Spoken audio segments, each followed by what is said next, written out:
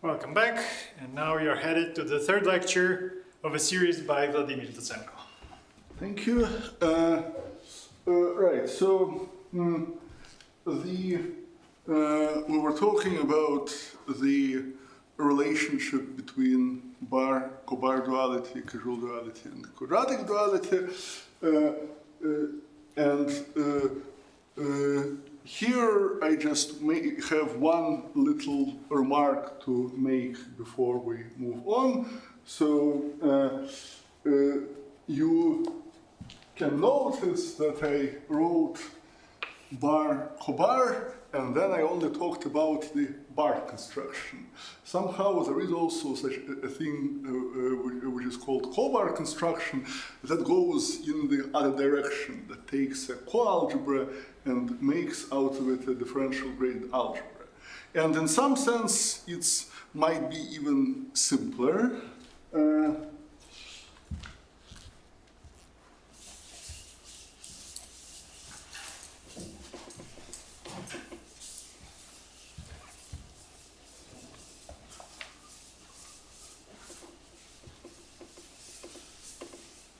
Might be even simpler. So if you have a coalgebra,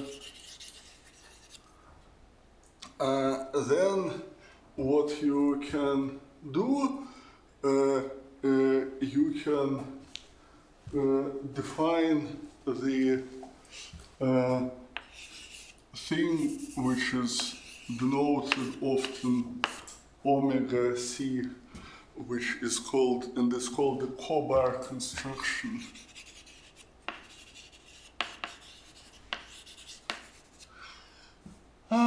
Well, I suppose I should also say that it's co-unital and co-augmented,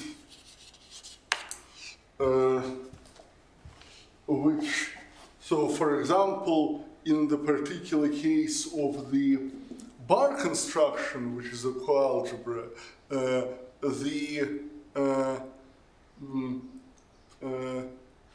the co-augmentation just splits the unit in a silly way, the co-unit in a silly way. So in this case,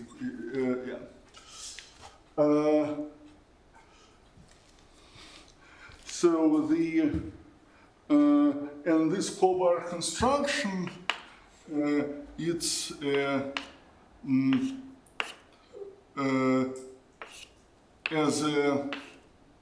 as an algebra, it's just the tensor algebra of C, and the tricky part, not so tricky, but more tricky part is the differential. So the algebra structure is just the concatenation of tensors, and that's that. But there is a differential of the cobar construction, and it essentially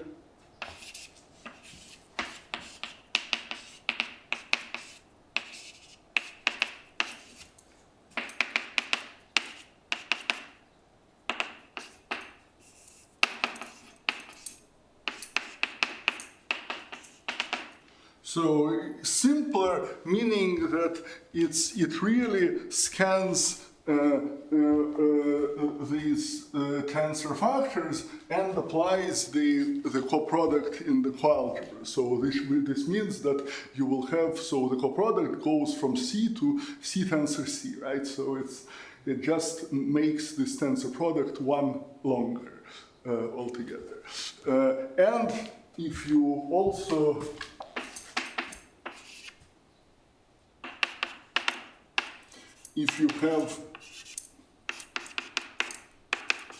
if your algebra had a differential, so if C was a differential graded coalgebra, then you also apply the differential at all possible places, but that's it.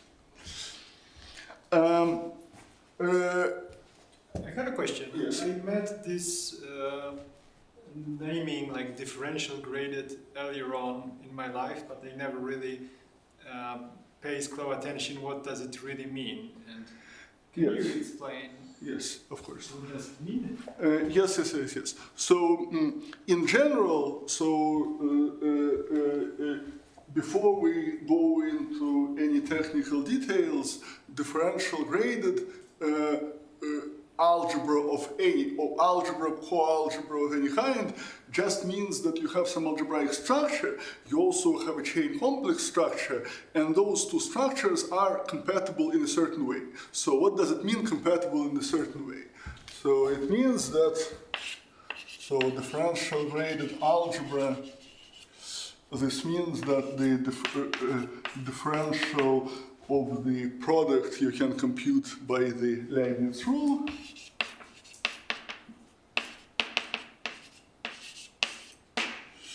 And differential graded coalgebra. It's similar, but you have to, so the differential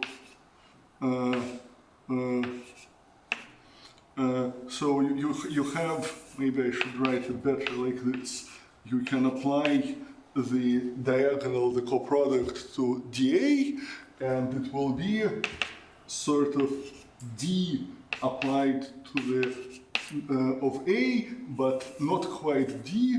Rather, I would say d tensor 1 plus 1 tensor d, because the diagonal now has two tensor factors. Okay, thank you. But it's always the same thing. And of course, here I wrote plus minus explicitly, but here also there will be signs because d is odd, and so in this formula, once you unwrap it, there also will be signs coming from exchanging things. Okay. And somehow something that Pedram was asking after the first lecture, so this duality, this quadratic duality, if, for example, your algebra is, the space of generators V is finite dimensional, then if you apply it twice, you get the original algebra. So if you apply A, then quadratic dual, then again quadratic dual, you get back your algebra A. On the level of bar-cobar duality, this is manifested by the fact that if you apply to your algebra a bar construction getting a coalgebra, and then the cobar construction getting an algebra, well, of course you don't get back your original algebra, you get something really huge because it's tensors of but you will get a chain complex whose homology is exactly your original algebra. So this is why this is bar-cobar duality. So remark. So we have, for example, for finite dimensional V, the dual of the quadratic dual is isomorphic to A, and on the level of bar-cobar duality, we have that the homology of the bar of the cobar of A is isomorphic to A. So even though this cobar of bar is an absolutely huge differential graded algebra which no one should ever try to work with directly, it turns out that you can prove that its homology is exactly your original algebra. And in some sense, these two are, these are the reasons why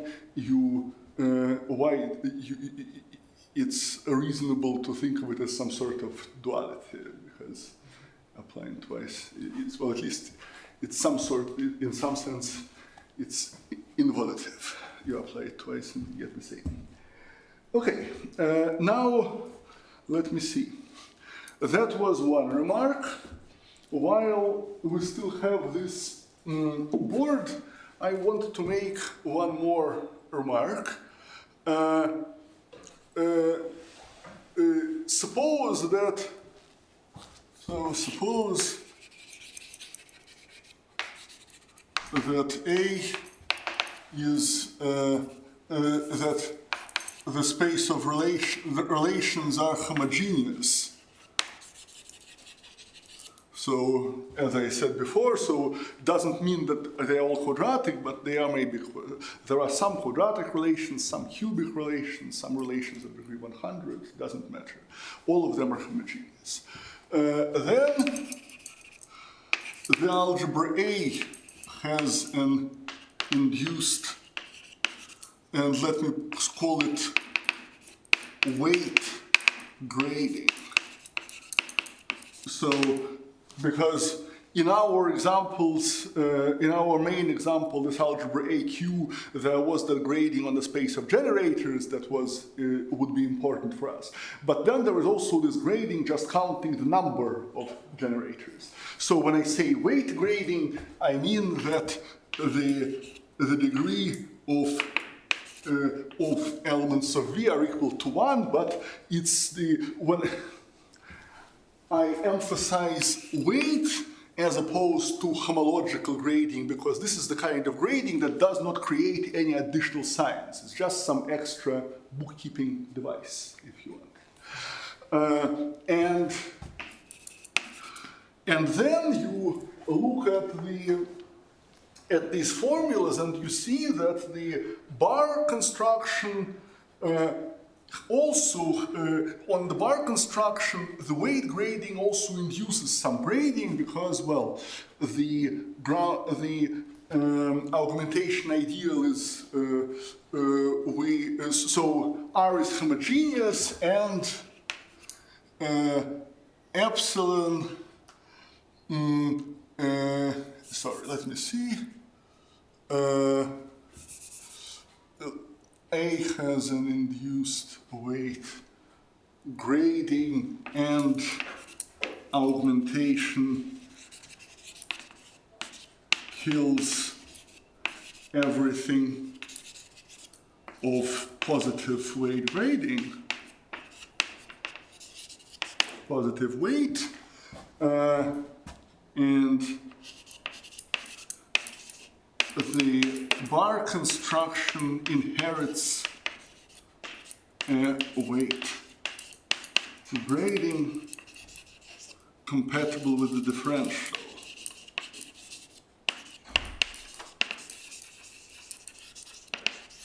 Because the differential just uses product in the algebra, and when you multiply two elements, of course the weights add up, so the differential does not mess up with the grading. So, therefore, the homology of the bar construction has two gradings, right? It has the homological degree and it has the weight grading.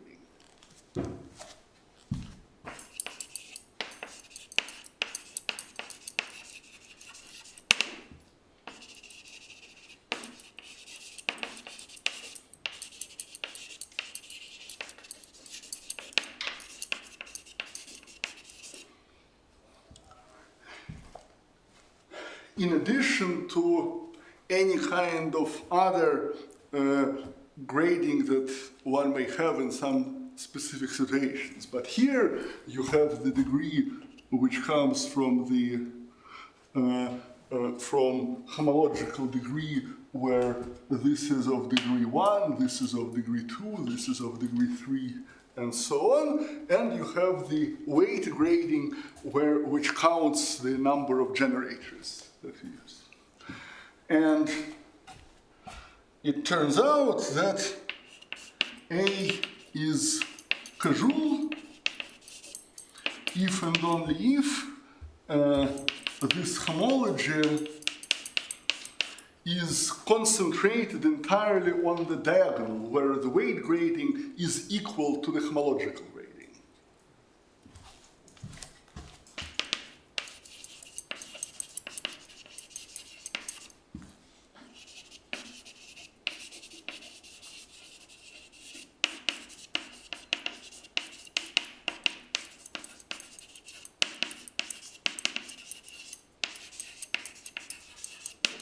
And this is a very simple, in a way, this is a simple reformulation of the fact that that x is generated by x1, because, you know, x1, as you remember, is equal to v star, so it has weight 1, and then you multiply, of course, so x1 is concentrated on the diagonal, then you multiply, of course, it will still be concentrated on the diagonal. But this has a little advantage because you just need to check that something is, that some off-diagonal vector spaces are equal to 0, so you don't need to know the product, the algebra structure, so it's equivalent, but it's easier to check than the fact that x is generated by x1. Okay, so now I will erase this, and I will say a few words. So this, I suppose that this part was maybe the most algebraically heavy of, so from now on it will get a little bit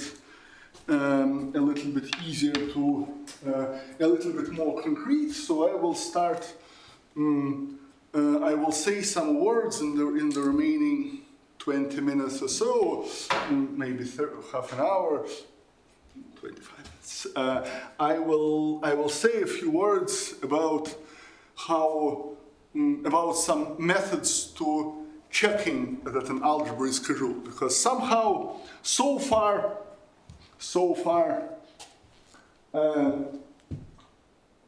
the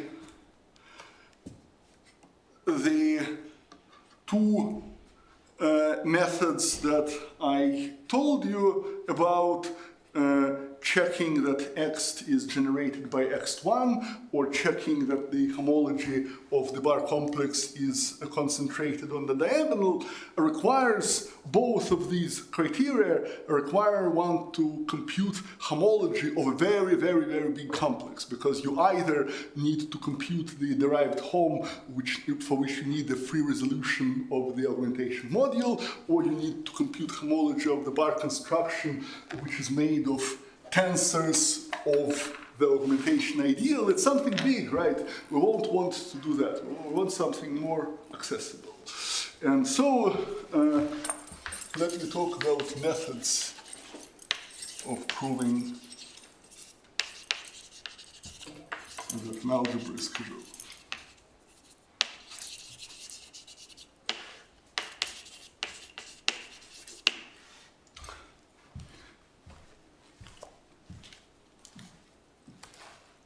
Because, yeah, I think that probably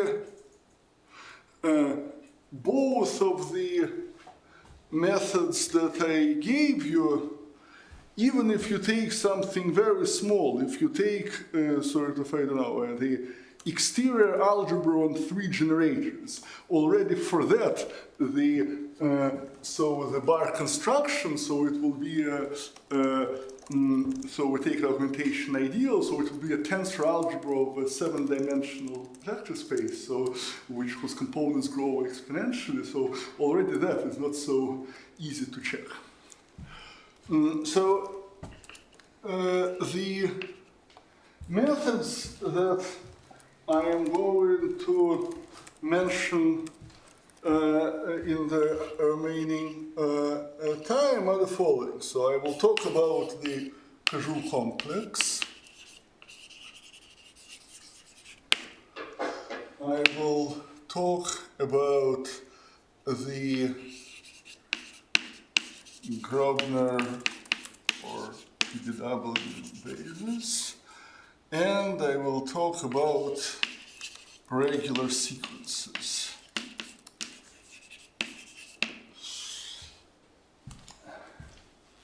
Maybe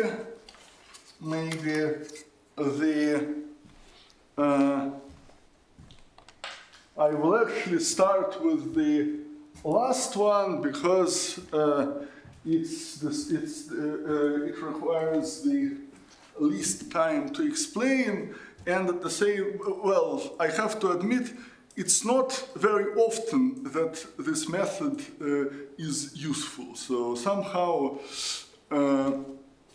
yeah, but so suppose that A is a, well, for simplicity, let me say commutative quadratic algebra. So let me assume that all elements are even. So the modification for odd elements requires some little minor technicality, which we perhaps should not bother ourselves with now. Then, so A is commutative quadratic algebra, a sequence A1, A2,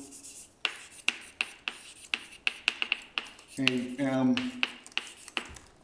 is regular if for all I, AI is not a zero divisor in the quotient of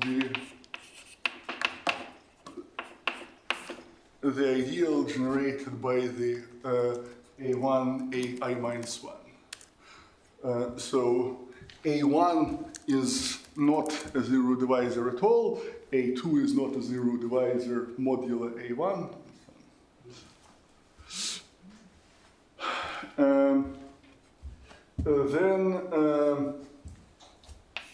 So there is a fact, suppose that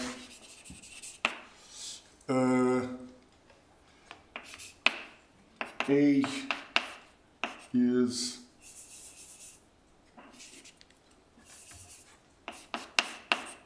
T of V modulo R is a commutative quadratic algebra.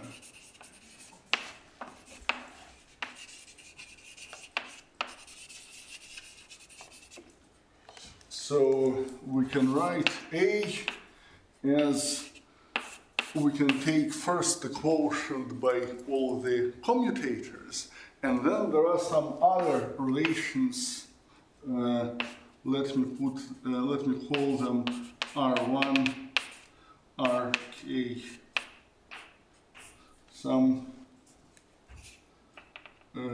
quadratic relation. So they belong to now to the symmetric square of B, because we already took the quotient by all the commutators. Then, so if R1, RK form a regular sequence in the symmetric algebra, in the polynomial algebra, then A is Koszul.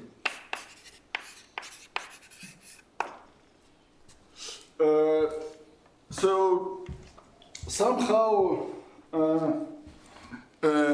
it's so the advantage of it is that there are, so if you open any standard textbook on commutative algebra, you will find many different criteria that allow one to prove that something is a regular sequence. So there are some kind of nice inductive proofs where you check some little bit, and so in terms of so the way it is stated, it doesn't sound very convincing, because it feels like you replaced proving one difficult thing by proving another difficult thing. But there are sort of some standard methods of checking the regular sequences, so it's not too bad. However,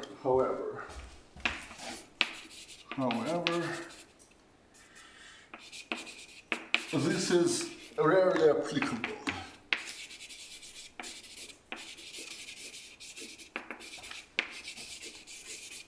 For example,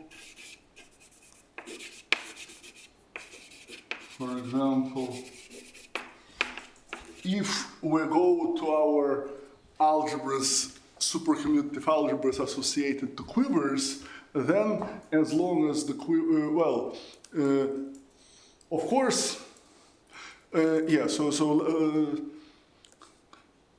what should I say? I should say that, of course, the matter of Koszulness of AQ for a quiver ultimately boils down to checking it to all connected components of a quiver, so we can deal with them separately.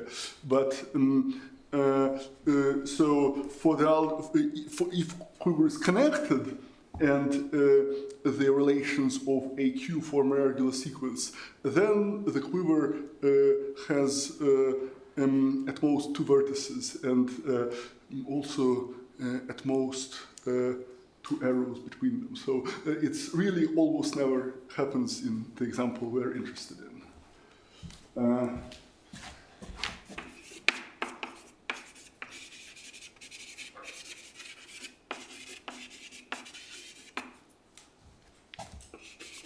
Relations of a Q form a regular sequence if Q has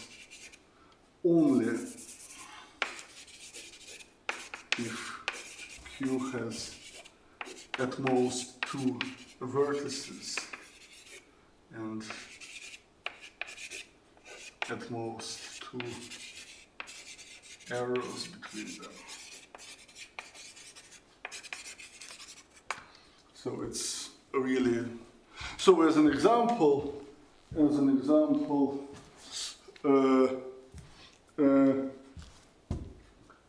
remember that quiver that we've been looking at.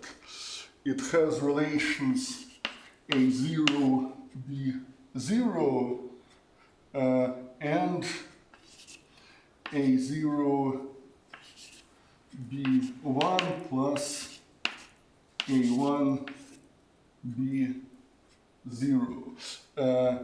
And also, so it has, since this thing is odd, it also has a relation B0 square, right? So then if we take the quotient by these guys and multiply this element by B0, this vanishes, right? Because A0, B0 is 0 and B0 square is 0. So we have a 0 divisor.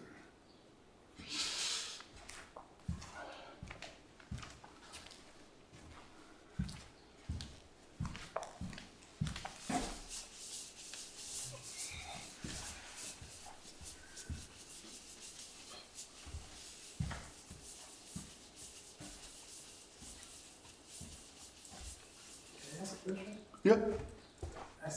If I assume this is using this quadratic duality, I define this A exclamation.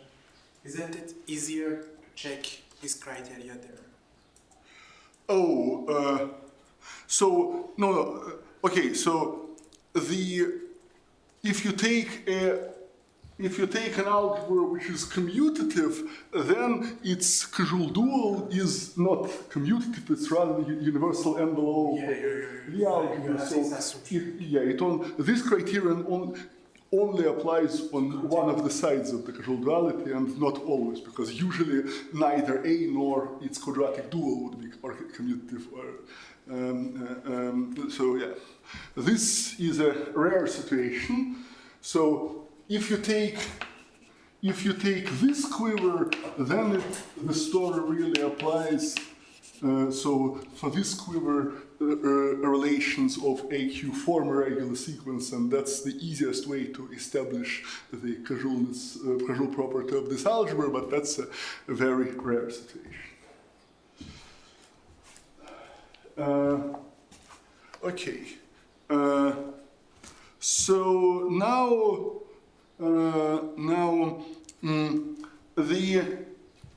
so maybe the next thing I want to talk about is the Koszul complex, and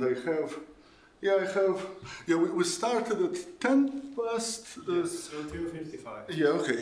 So yes, I have time. Yeah. So because my point is that the PPW basis argument, it's probably the in some sense the most important of the three. So I don't want to fit it in the remaining few minutes. I will quickly tell you about the Koszul complex because it's interesting, but not pivotal for us, and then we'll continue tomorrow.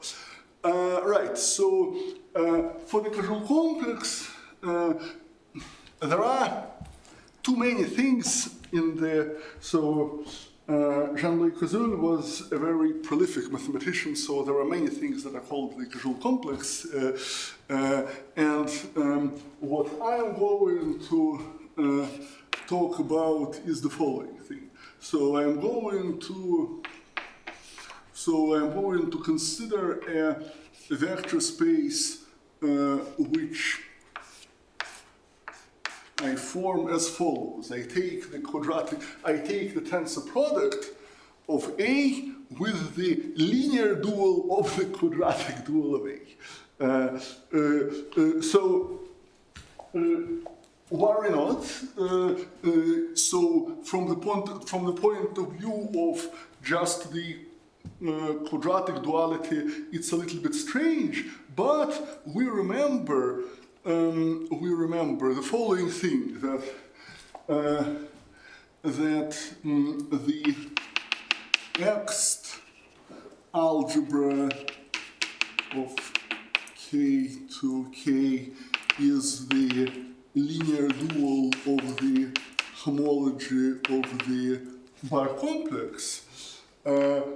So this, inside of that, there is the A dual, which is what generated by X1, right?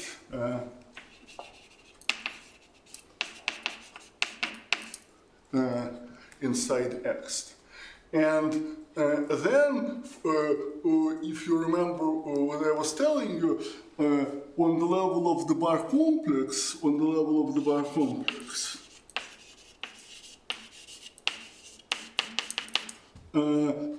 so a quadratic dual is the diagonal part of the homology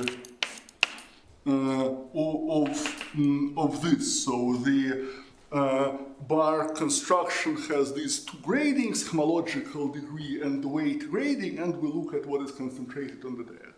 So now, since now we dualize again, this means that this is the same, exactly the same as A tensor the diagonal part of the homology of the bar complex. I mean,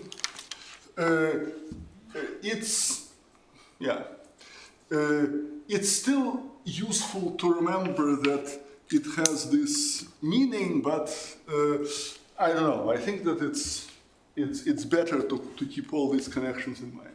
In particular,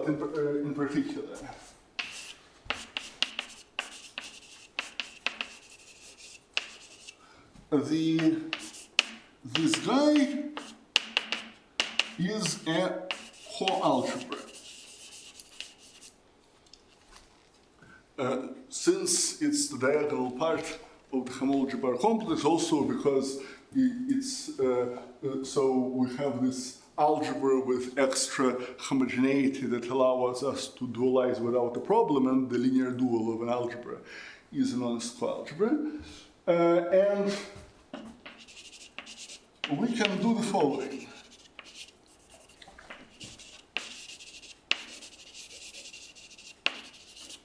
We can take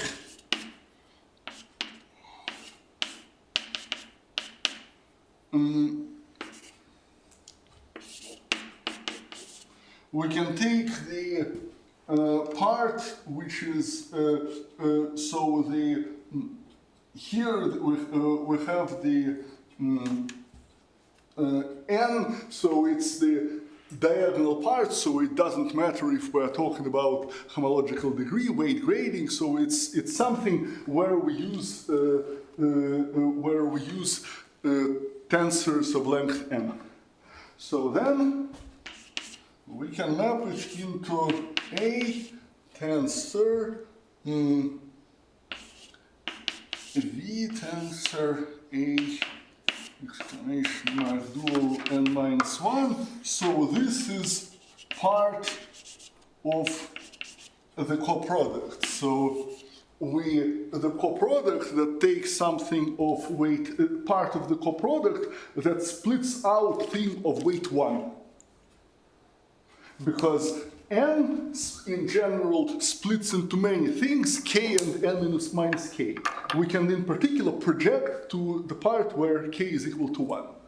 And since a quadratic dual 1 is v dual, we dualize once again, we get v. And then we can multiply this v onto a.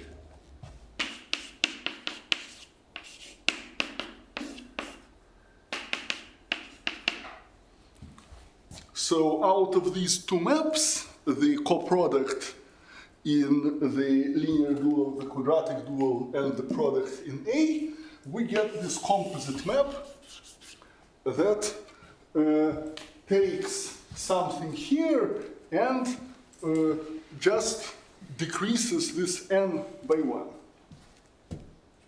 And there is a fun calculation that one can do to observe that this gives a differential, squares to 0, because the quadratic dual is what it is.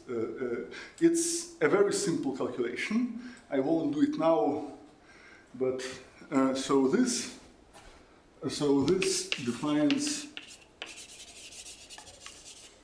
a differential on a tensor a linear quadratic dual.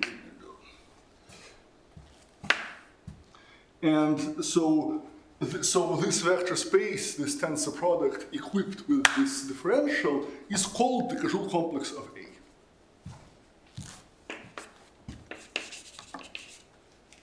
So A tensor A linear dual, quadratic dual, linear dual with this differential is called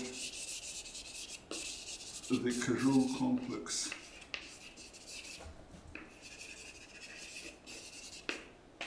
of A. And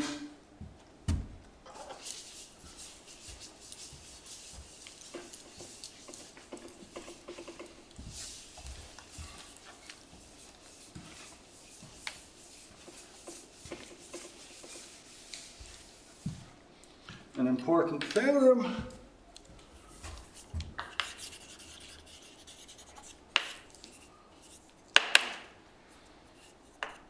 A is Koszul if and only if the homology of the Koszul complex with this differential, well, let me call it dk for Koszul,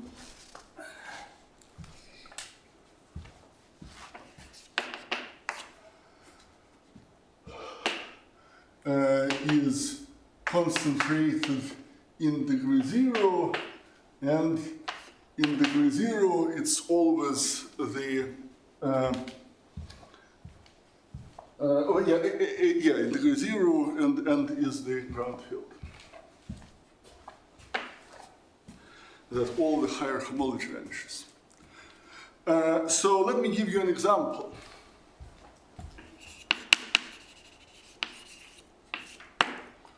Let me give you an example. The example I'm going to take, let's take A to be the exterior algebra of V.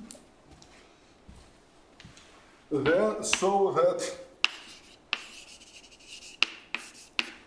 the quadratic dual is the symmetric algebra of this star, and the linear dual is the symmetric algebra of V, where I use the convention, I suppose, so I should say here that I dualize degree by degree. I want to try my best and never compute the linear dual of an infinite dimensional vector space to not get into trouble. I always assume that I have some extra degrees that make components finite dimensional, and I can just dualize degree by degree. So then this is fine. And what is this A tensor A linear dual, or quadratic dual linear dual? So it's the tensor product of the symmetric algebra with the exterior algebra. And what is the differential? The differential, if you think about this for a little bit, you will immediately convince yourself that it's the polynomial de Rham complex, that it splits out something from here and move here. So if we call the generators here xi and the generators here dxi, then it is precisely the Koszul differential is precisely the de Rham differential. So the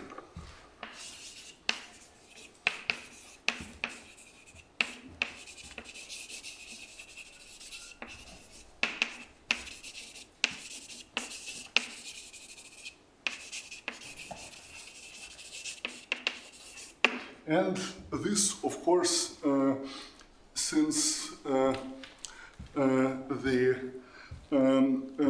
Poincare lemma works for polynomial differential forms, this immediately proves you that the symmetric algebra and exterior algebra are Koszul algebras, in fact. So this already is something, because,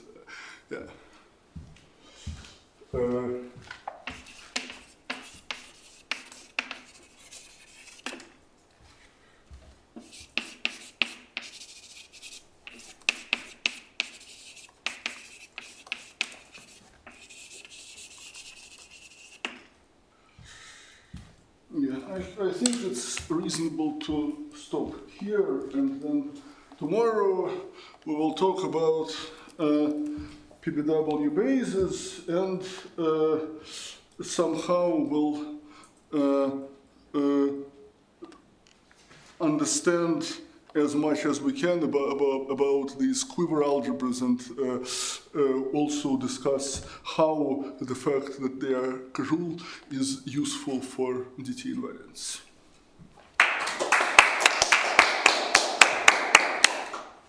Questions?